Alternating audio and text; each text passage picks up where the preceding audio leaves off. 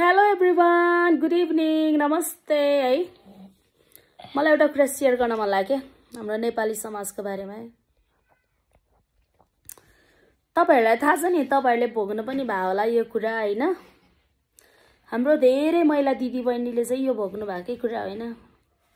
यस्तो क्या, तपाईहरु मध्येमा हामी कति जना बुहारी भइसक्यौं, बुहारी छौं हैन, बुहारी हुँदै छौं हैन। एउटा कुरा मलाई अचम्म लागेको कुरा क्या, यो बुहारी भन्ने मान्छेले चाहिँ जहाँ गए पनि काम गर्नुपर्ने, चाहे छोराको बुहारी होस्, चाहे भदाको बुहारी होस्, चाहे भान्जाको बुहारी होस्, चाहे मामाको बुहारी होस्, यो बुहारीले चाहिँ जहाँ गए पनि कामै गर्नुपर्ने, जुन चाडबाडमा आफन्तका गए पनि कामै गर्नुपर्ने। म एउटा कुरा छक्क पर्छु, किन बुहारीले कामै गर्नुपर्ने कारण के हो? अचम्मको कुरा क्या, किन खास बुहारीले काम गर्नुपर्ने कारण के हो? नै जहाँ गए पनि भन्छ नि यो कामले त यो यति काम त बुहारीले गरिहाल्छ नि।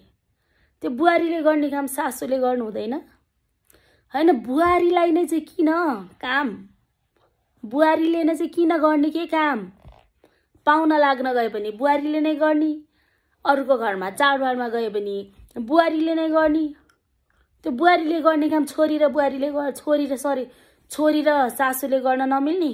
बुहारी काम गर्ने कुरा आयो कि बुहारी?